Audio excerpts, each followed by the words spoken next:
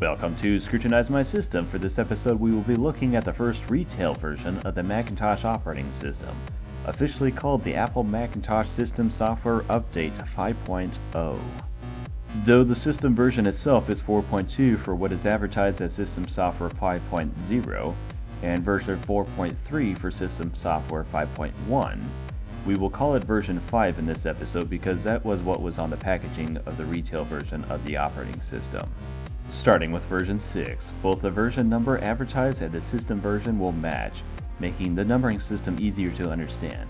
Until then, let's see what the first retail version of the classic Macintosh operating system has to offer, and what upgrades the package would install on the machine.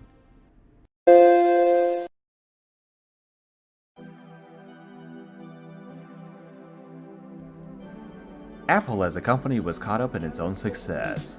They became comfortable with people choosing premium over budget and expected to dominate the market by 1997. Fantasies were brewed about voice control, virtual reality, and selective advertisements, all of which would eventually come to fruit, but much later than what they predicted. Previously, they held a monopoly on easy-to-use computers. The Apple II received an upgrade in the form of the Apple II GS, which gave it a similar feel to a budget version of a Macintosh 2 without losing its compatibility with older versions of the software design for its predecessor in the Apple II line. In this period, the Macintosh line was targeted towards the business industry. Their best work went into the Macintosh project, while their more affordable hardware went into the Apple II GS.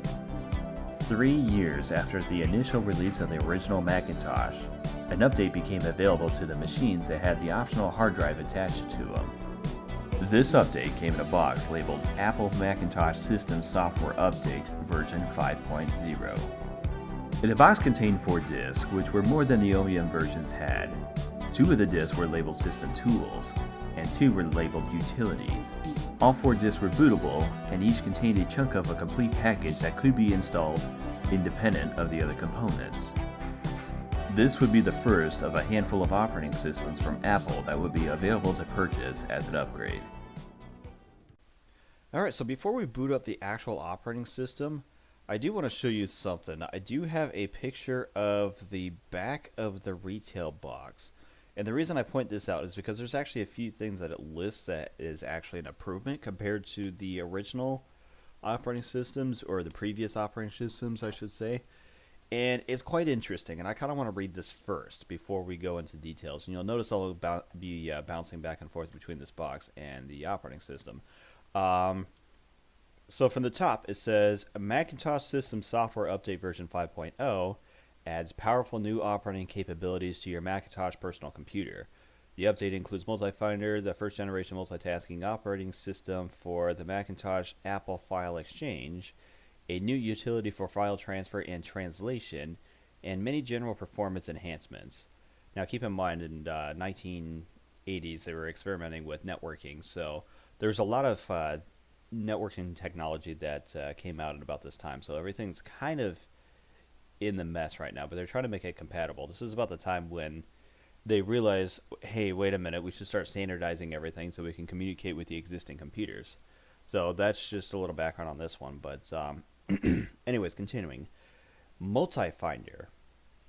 This enhancement greatly extends the power of the Macintosh by providing fast switching between multiple applications that are open simultaneously, with full cut and paste capabilities between documents, and by letting you print to an Apple laser writer in the background while you continue to work on an application. MultiFinder also provides a platform for additional background services such as communications, calculations, and file processing. MultiFinder is fully integrated into the Macintosh system software.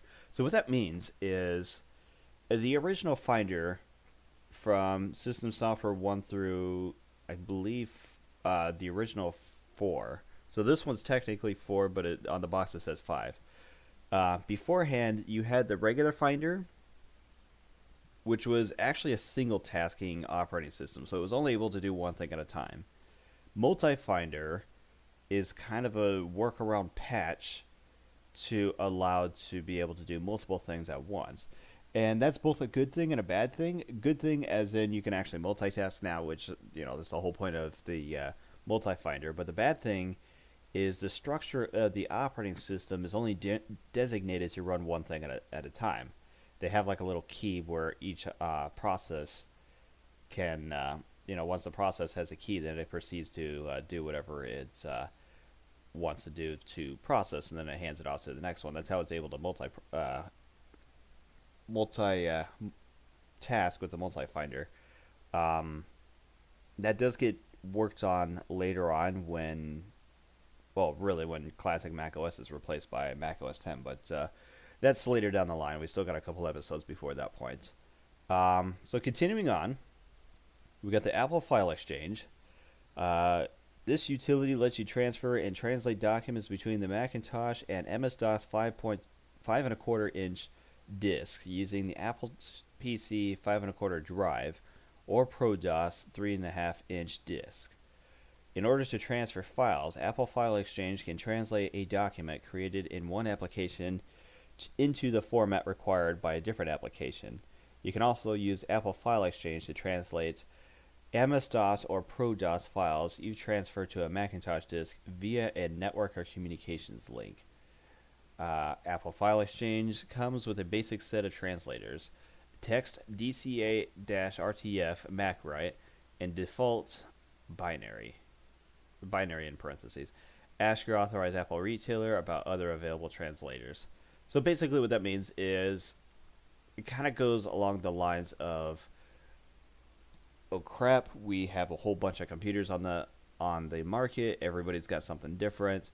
How do we make our computer as universal as possible? So this was Apple's answer to saying, hey, we have the utilities to be able to take all of your regular computer stuff and either emulate and or translate it to our machines so that you can do the same thing on our machines that you could with pretty much everyone else. So that was the whole point of the Apple File Exchange. This part gets interesting, though, because this means we have to dig around and see what exactly has changed. General enhancements. The system software revision incorporates many general performance enhancements to make operating your Macintosh even more trouble-free. You'll also find that some minor changes have been made to desk accessories and to the Finder to accommodate the new multi-finder option. So that means we're just going to have to do the usual dig through everything, run every app that it comes with, and we'll see what happens there. So without further ado, that is the back of the box. Let's go ahead and actually insert this. Once I get the disk inserted, so yeah, I think we are in... Let's start with System Tools 1. So what I'm going to do is...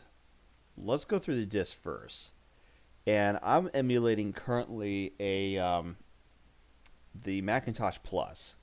So this is not the Macintosh 2, so it's gonna be black and white. I wasn't able to get it to run on the Macintosh 2 for some strange reason, but we're gonna troubleshoot that later on.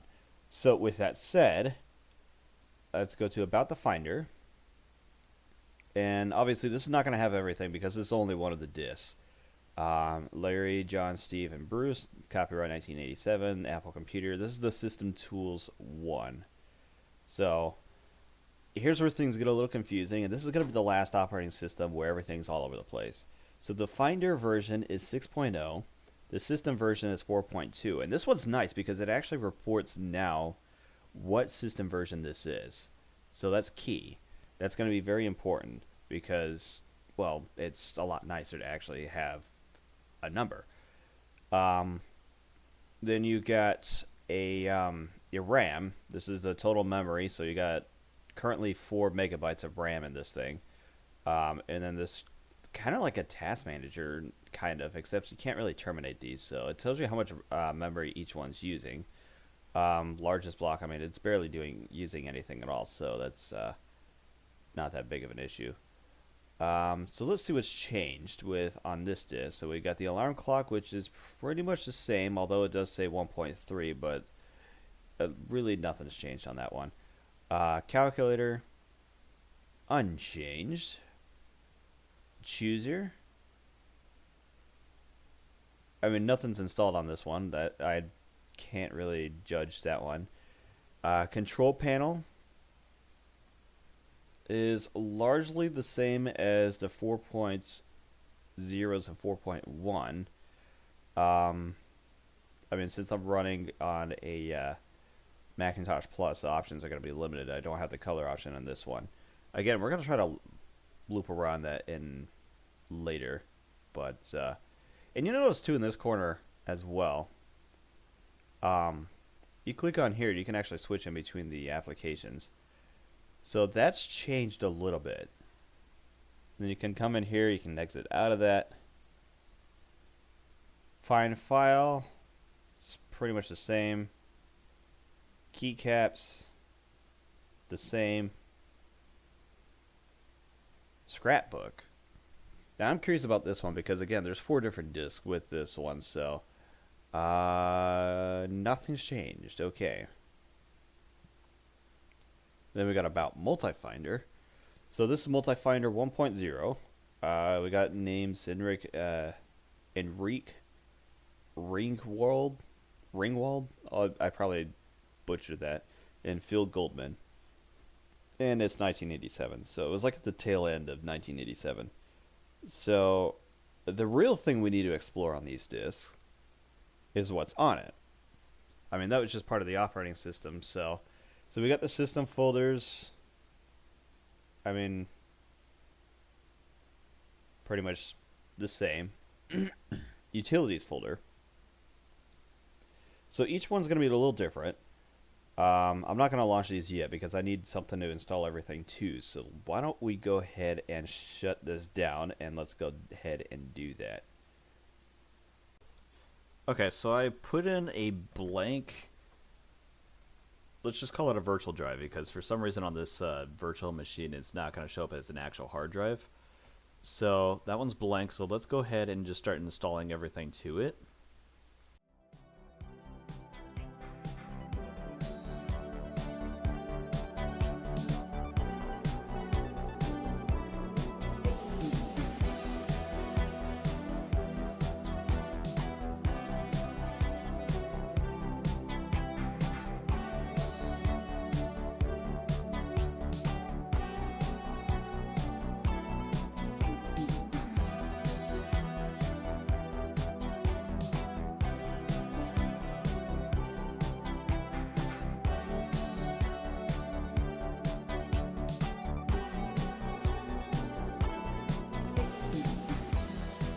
Got this installed, so let's go ahead and see what happens.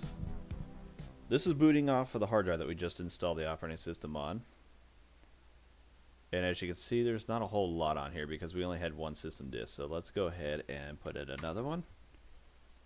Let's go with system disk 2.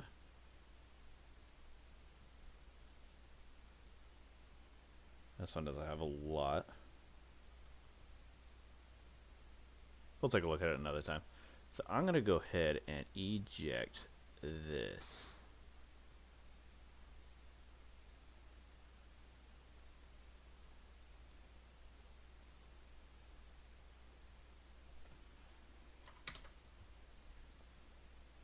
Now let's see what's on the utilities disk. So here's utilities 1. And it looks like there's a bunch of things here. So we got the update folder. I think that's the same README. Disk first aid. We got a hard drive backup. We got teach text. I think a lot of this is on the other disks. Yeah, this is gonna fail because there's no actual SCSI hard drive on this thing. So teach text, excuse me. That's your word processor or your notepad or whatever you want to call it. Hard drive backup.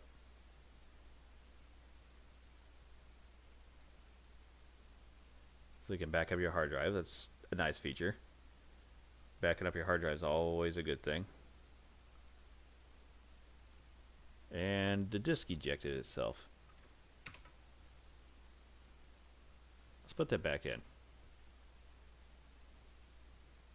Okay, well there wasn't really much here anyways. So let's go ahead and eject that. Hey, you notice how I ejected it? I dragged it down to the trash here. That does not go away. That's going to be a function, or that's going to be a control that's gonna essentially last the test of time. So let's go ahead. I just want to point that out. I think I pointed it out in a different episode, but anyways, let's continue. So utilities 2. We got a font DA mover. We got desk. So we got a font mover. So we got a bunch of fonts that we can install on here. I guess not a whole lot. So we got Times New Roman. We got Monaco. Helvetica. Now, interesting thing about Helvetica is this is the same font that's actually used in Next. The Next computers. The computers that Steve Jobs went and founded after he severed ties with Apple. And is still debating on exactly what happened between him and Apple. But most people say he quit. Some people say he got fired. It's a mess. But anyways, the fonts are here. It looks like we got Geneva, we got Courier, Chicago. Chicago's the main one that everything's running off of. Monaco, Times New Roman. Well, it just says Times, but so it's not Times New Roman. Apparently, there's like little differences in between all of them, but so let's go ahead and close that. We've already taken a look at the fonts. This is almost the same exact thing. Except now we got Athens. Los Angeles.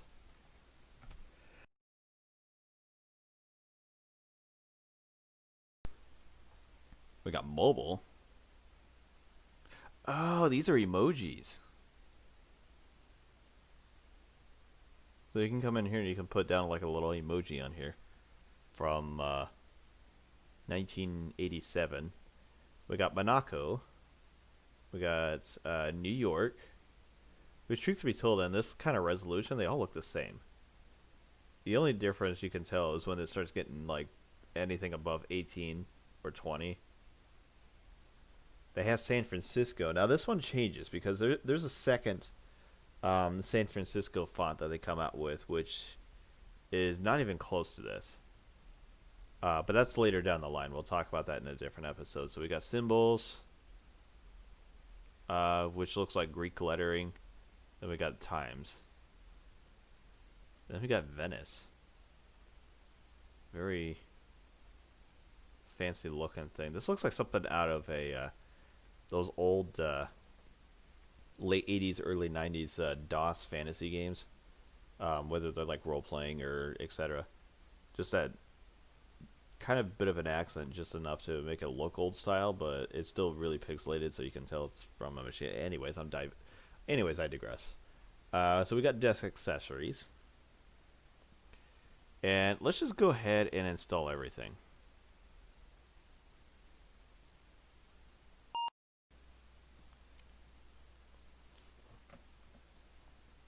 Alright, let's click open.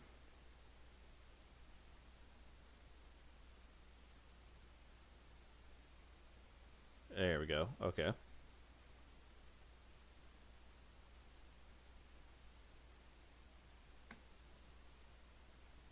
There we go. Okay, let's start copying everything over. Because we have a bottomless pit of a hard drive, and we are done.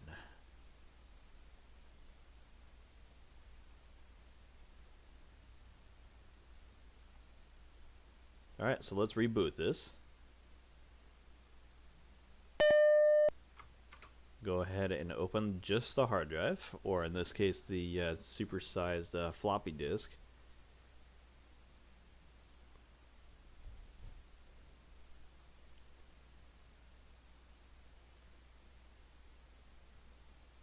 And we start seeing all these other files. So yeah, there's the system folder, which has everything on here now. We've got the Apple File Exchange folder. So let's go ahead and start looking through all this.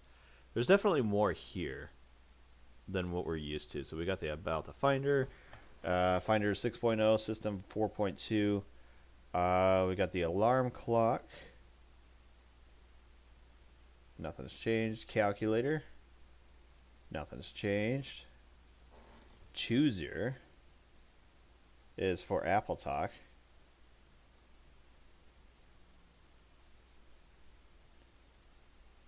Now, this is not going to work because obviously I'm not plugged into an Apple Talk Apple Talk network.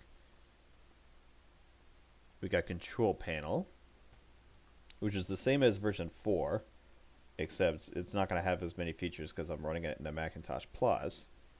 We'll attempt to run it in a Macintosh 2 at the end of this.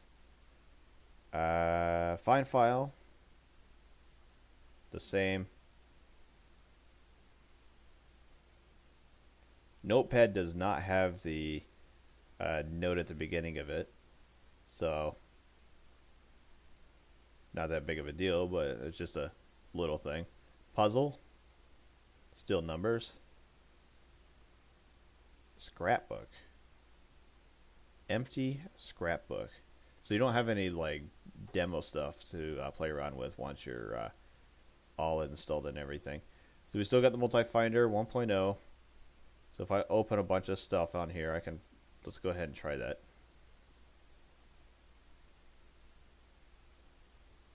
I don't know if all this is going to show up. No, it's not going to show up. Oh well. Worth a shot. So this is System Software 5.0. There is a System Software 5.1, but it's literally the exact same thing with just an updated driver. So I'm not going to demonstrate 5.1. One more test, though.